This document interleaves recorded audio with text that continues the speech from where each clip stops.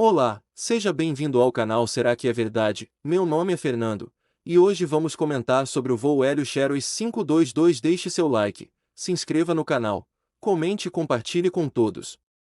Era 1h25 de 14 de agosto de 2005, quando o Boeing 737-31S da pequena companhia aérea Helios chegou no Aeroporto Internacional de Larnaca, no Chipre, para seu voo programado para sair às 9 horas para o Aeroporto Internacional de Atenas, antes de seu destino no Aeroporto Internacional Rossini de Praga.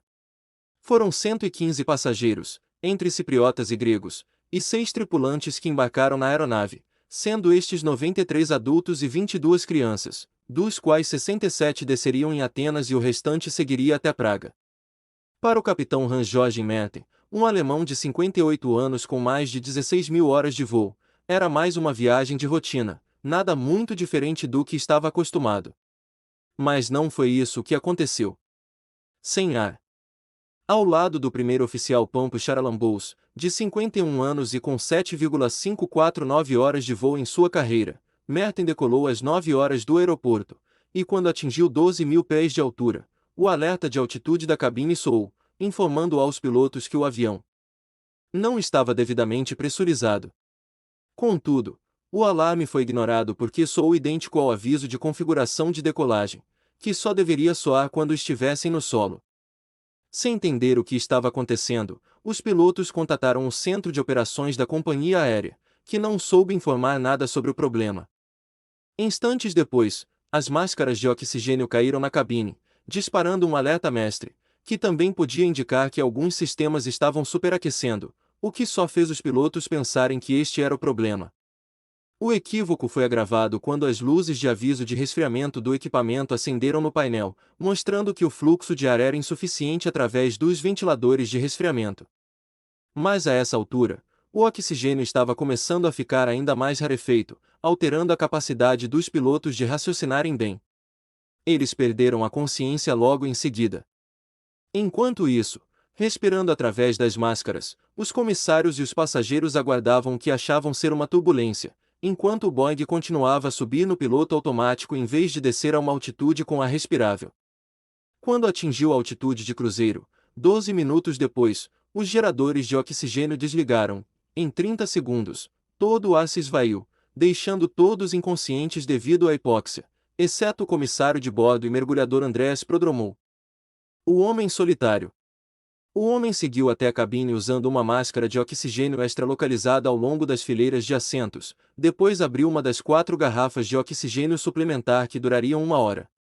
Desesperado, Prodromou tentou acordar os pilotos inconscientes conforme o avião voava no automático em um padrão de espera que durou 40 minutos até que a Força Aérea Grega enviasse caças para interceptarem o Boeing que não respondia à torre de comando, temendo que se tratasse de uma situação de sequestro. Os pilotos do caça notaram que não havia nenhum movimento na cabine, e todos no avião pareciam inconscientes ou mortos. Eles seguiram o Boeing por 25 minutos até que o único sobrevivente aparecesse na cabine. Logo que Prodromou se sentou no lugar do capitão e sinalizou para os caças, o motor esquerdo do Boeing 737 queimou devido à falta de combustível, e o avião iniciou sua derradeira queda. Prodromou tentou reanimar o copiloto colocando a máscara de oxigênio, mas foi em vão. Ninguém ouviu seu pedido de socorro no rádio porque ainda estava sintonizado na frequência de Larnaca, então o comissário não podia receber nenhuma instrução. 10 minutos depois, o motor direito do aparelho falhou e desligou, lançando o avião em uma descida mais rápida para a iminente colisão. Resignado, Prodromou deixou a cabine. A essa altura, todos já estavam mortos devido aos danos cerebrais causados pela falta de oxigenação. Ele era o único sobrevivente. Às 12h03, o avião bateu em Gramático Rio, no leste da Ática, incinerando todos a bordo. O que aconteceu? O Boeing 737-31S já vinha apresentando alguns problemas mecânicos antes daquele fatal 14 de agosto de 2005. 8 meses antes, a aeronave havia sofrido uma descompressão repentina durante outro voo porque a porta traseira havia se aberto parcialmente. O avião teve que fazer um pouso de emergência para que a porta fosse consertada e pudesse seguir viagem. Nos primeiros momentos da manhã do dia que decolaria o voo 522 da Helios Airways, os problemas com a mesma porta reaparecem. A equipe percebeu que gelo havia se formado ao redor da vedação, por isso a aeronave foi submetida a um teste de pressurização, em que nenhum problema foi detectado.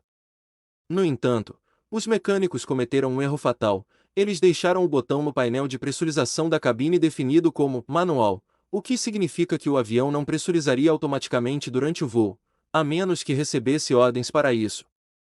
O Boeing então decolou sem pressurizar a cabine conforme a altitude aumentava. Os pilotos nunca perceberam o erro, e a lenta perda de oxigênio também ajudou a prejudicar seu julgamento e percepção.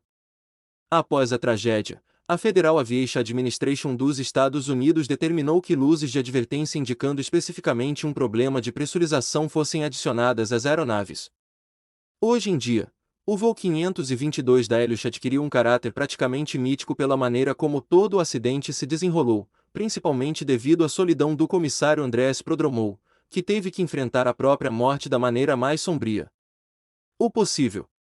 Bom, esse foi o vídeo de hoje. Espero que tenham gostado. Deixe seu like, compartilhe com geral para dar aquela fortalecida e não se esqueçam de se inscrever no canal.